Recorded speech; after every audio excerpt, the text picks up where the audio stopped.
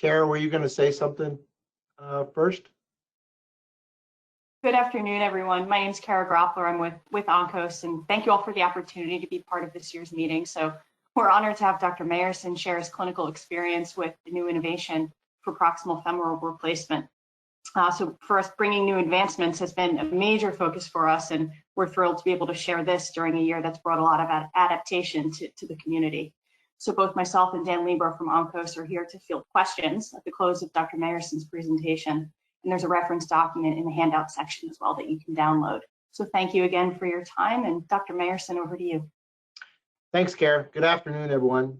As Kara said, I'm going to talk about a new way to oppose soft tissue in proximal femoral replacement surgery.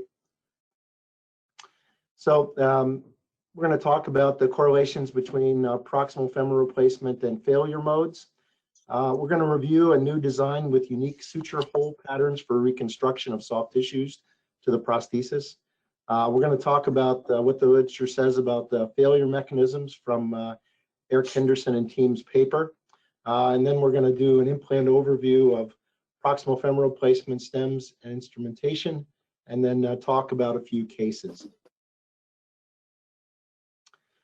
So this is a great summary of the mechanisms of failure of soft tissue and prosthetic failure for proximal femoral and megaprosthetics that Eric Henderson did about 10 years ago.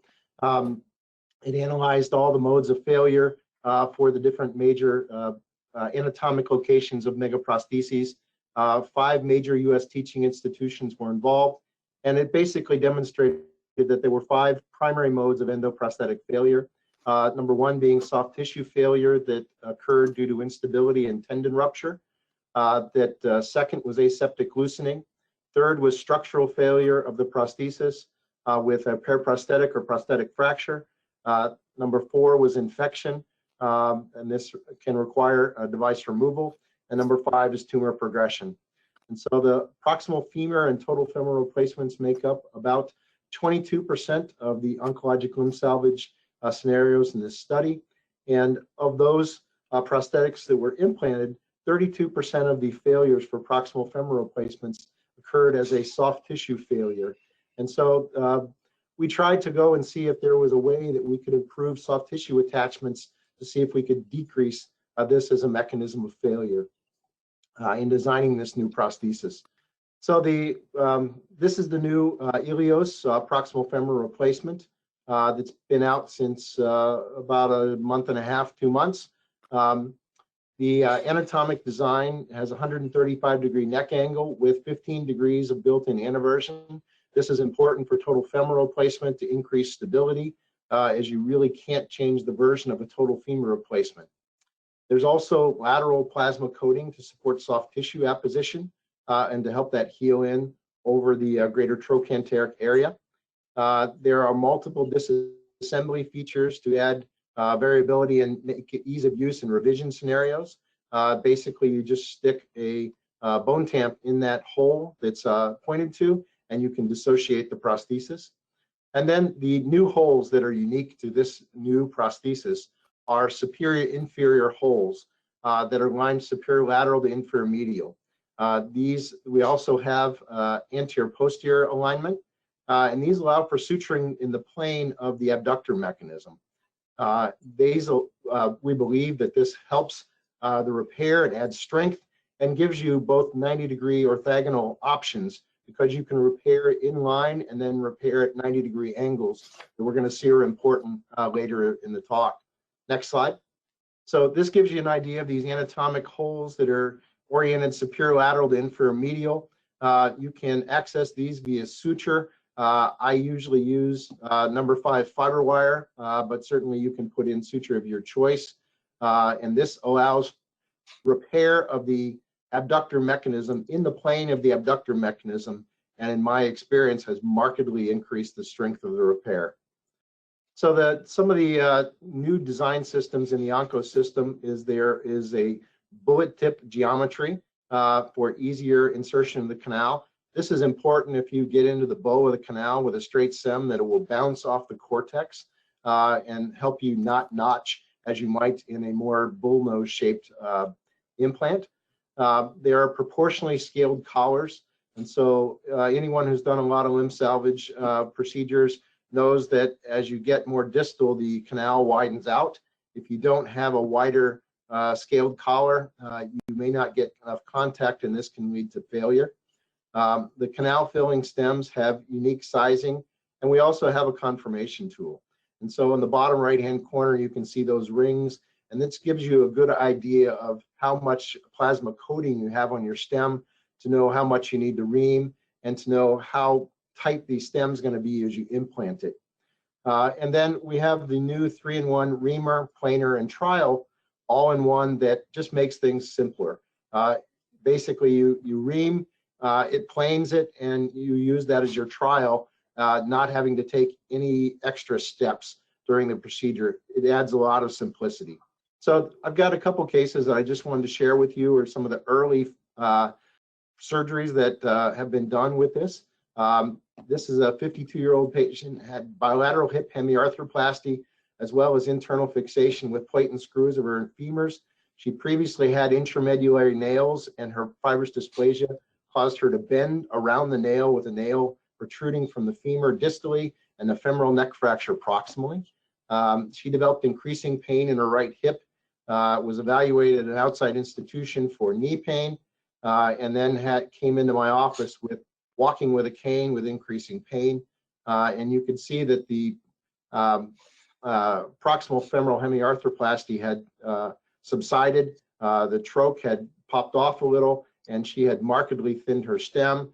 With her history of bowing, I thought that probably her best option was a resection of her proximal femur, as this standard stem had already failed, and then leaving that plate on there to prevent further bowing as she'd had in the past.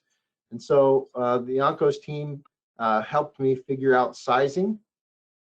And this is the U-design system that Onkos utilizes with a CT scan and X-rays. You can combine to get all of the implants preoperatively templated for what you're going to use intraoperatively. It decreases the number of trays that you need available, and you can actually put the trial together with the tech beforehand to make your surgery much simpler. It's very, very helpful. It's also good for the surgeon to know what you're going to use, what you're taking out, what you're going to replace, to take some of the unknowns out of it, and so you can get the business during your procedure. And so for every procedure that you do with this iliostem, Onkos will do this as part of the process for you. I put these up in the operating room every time, and it really helps my team in the operating room have things run smoother. And so this is a video of intraoperatively utilizing the new inferior superior holes. You can stick a suture up from inferior to superior, do a locking stitch through the abductor mechanism, and then take the second limb and go from superior to inferior, and then pull tight, and that abductor mechanism will pull down directly to the prosthesis, and you've had the abductor mechanism directly inline repair with the prosthesis. If you have a metastatic case that you're able to save the abductor, the greater trochanter bone, you can actually then stick the greater trochanter on top of those holes and use those holes as a 90-degree repair mechanism to hold the trochanter in place. And this is the only time that I've seen the ability to have two 90 degrees repair mechanisms, both of the soft tissue and the bone. It makes for an incredibly strong repair, and I've been able to grab the prosthesis and nearly pick the patient off the table myself when I've done these procedures. And so this is what the implant looks like post-operatively. I cut the plate off to leave that stable, and you can see that I was able to save the greater trochanter and anatomically repair it to the prosthesis, hold it down. This patient is about 2.5 months out from surgery and is just starting to strengthen her abductor mechanism. So a second patient, this is a 74-year-old female. She had a destructive lesion in her proximal femur. She had a known history of metastatic breast carcinoma. She was getting chemotherapy, had a DVT, was on Eliquis, and had been ambulating with a walker due to her increasing hip pain. You can see the large radiolucency MRI showed her entire neck up into her head was involved. And I didn't feel that internal fixation with a nail or hip screw or even a standard hemiarthroplasty would prevent or take care of all the bone destruction. And so I planned a proximal femoral replacement. Again, the Onkos U design really helps. This way I knew exactly, based on my resection level, the sizes that I would need, what size stem, what size implant, what size hemiarthroplasty head. And this allowed my team to be prepared and to the repair to go much more smoothly. And so this is what she looked like postoperatively. And again, you can see the bullet tip stem, helped center that in the canal. The seat was the appropriate size, and the trochanter was directly opposed to the prosthesis to allow a great repair and likely, hopefully, better functional long-term follow-up, long-term function as she gets follow-up. So this is what I do in the OR for my U design. I put the entire package they have up. I have my MRI, I have the size implants, I have my resection levels that are all planned, and it just makes things much more simple. It's also great for teaching residents and fellows, and they can help with the surgical planning and go through the process with you as well. And so really the patient selection with this is, I think this new proximal femoral stem allows us to have a greater soft tissue repair mechanism to the prosthesis. I think it's probably a little bit different in the oncologic patient versus the revision patient. As we know, if we're doing primary bone tumors, we can't always save the trochanter. And so it gives us another mechanism that you can tie the soft tissue in and get orthogonal attachment. It also does that if you're able to save the bone and get orthogonal attachments for the trochanter if you're doing it in a metastatic disease or some sort of revision patient. For reattaching, what I have done, I usually, as I said, use number 5 fiber wire. I use the one side of the inferior hole, take it up through the gluteal tendons, just proximal to the trochanter, if I'm able to save it. I then do a series of locking stitches and then come back from the superior to inferior hole and then tie this in abduction.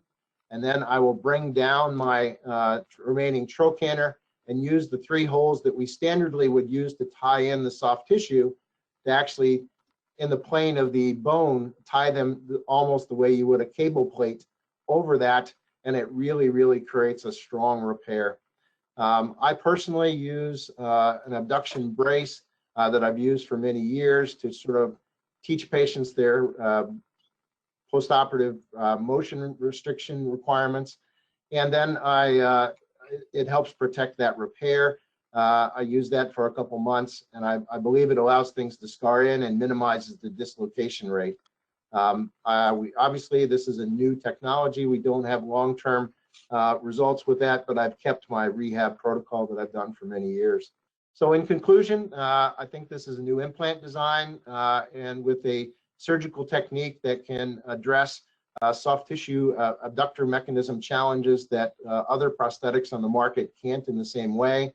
And I think another great thing about the Ilios prosthesis and Onkos as a company is their commitment to helping surgeons have better planning and an easier time in the operating room. And the U-Design surgical planning supports the personalization for that surgery, the operative efficiency, and I believe teaching as well.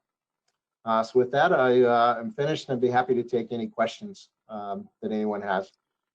Great, thanks, Joel. I'll just give a few minutes here to see if any questions pop up here. Have you utilized the U-Design for any custom cases, or do you use it just for standard resections and reconstructions? I've used U-Design also for, I've not used it for a custom implant. They have the similar system for allografts and using custom jigs and for bone resection. And it is a very similar process in doing that. And so it also, again, works great from a surgical planning and teaching mechanism. We still have a few minutes here. Any other questions from anyone on the panel, or any other statements from any of the Onkos team there? So I have 2 questions that came in. First one is from Dr. Joseph Ippolito. Utilizing those 90-degree holes for reattachment of the greater trochanter if preservable, what is your preferred technique? Suture, wire, etc. So I've been using a number 5 fiber wire. I believe it provides excellent strength and it allows good repair in the tissues. I imagine you could use wire if you chose. You probably could use Merceline tape. Might be a little bit challenging to put Merceline tape through the size holes, but I prefer number 5 fiber wire. Thanks, Dr. Mayerson. We also received a question along those lines from Dr. Gatellis. If you could comment on your thoughts around passing an abrasive material through those holes versus Merceline tape. Is that a concern for you at all? I haven't had trouble with the fiber wire going through the holes. Merceline tape might be a little bit smoother, but it has not been a problem. The suture is extremely strong and it has not caused any breakage issue that I have seen. Thank you. And a third question.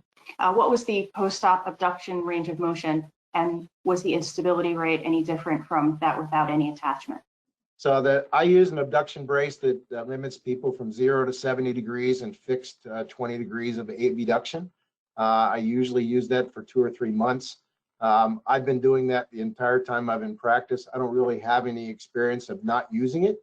I have not been, I've not had a tremendous dislocation rate. To be honest with you, knock on wood, I don't want to jinx myself, but I haven't had anyone pop out using that regimen.